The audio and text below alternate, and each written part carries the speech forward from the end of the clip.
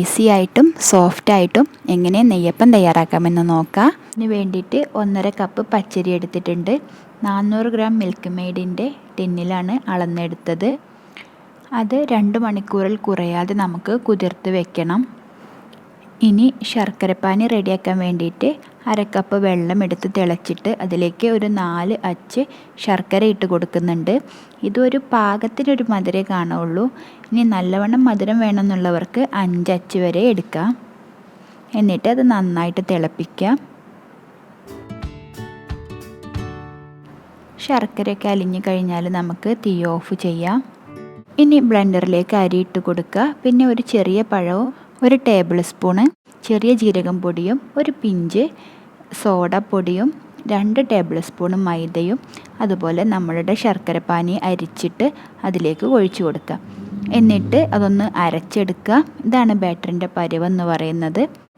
നല്ല സ്മൂത്തായിട്ട് അരക്കരുത്, ഒരു തരിതരിയായിട്ട് അരച്ചെടുക്കുക. ആവശ്യമെങ്കിൽ ഒരു 1/4 കപ്പ് വരെ വെള്ളം കൂടി ഒഴിച്ചിട്ട് ഇതേ കൺസിസ്റ്റൻസിയിൽ കിട്ടുക.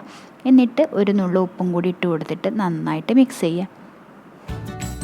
ഇനി ഫ്രൈ ചെയ്യാൻ ആവശ്യമായിട്ടുള്ള ഓയിൽ ഒഴിച്ച് കൊടുക്കാം. ഓയിൽ നല്ലതുപോലെ ചൂടായ ശേഷം മാത്രമേ മാവ് കോരി ഒഴിക്കാൻ പറ്റൂ. ഒരു തവി നിറയെ മാവ് ഒഴിച്ച് കൊടുക്കുക. എന്നിട്ട് നല്ലതുപോലെ പൊങ്ങി വരും. അപ്പം മറിച്ചിടരുത്. അടിവശം നല്ല ബ്രൗൺ കളറാവുമ്പോൾ മറിച്ചിട്ട് കൊടുക്കുക. ഇരുവശവും ഒരുപോലെ കളർ ആവുമ്പോൾ നമുക്കത് എണ്ണയിൽ നിന്നും കോരിയെടുക്കാം.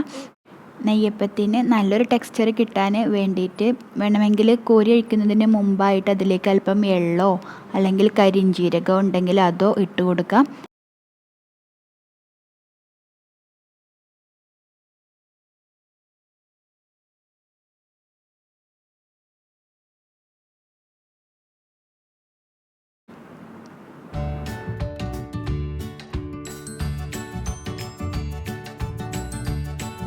ഇതുപോലെ എല്ലാ അപ്പവും നമുക്ക് ചുട്ടെടുക്കാം.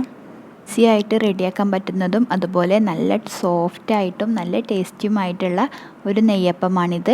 എല്ലാവരും ട്രൈ ചെയ്ത് നോക്കിയിട്ട് ഫീഡ്ബാക്ക് പറയണം.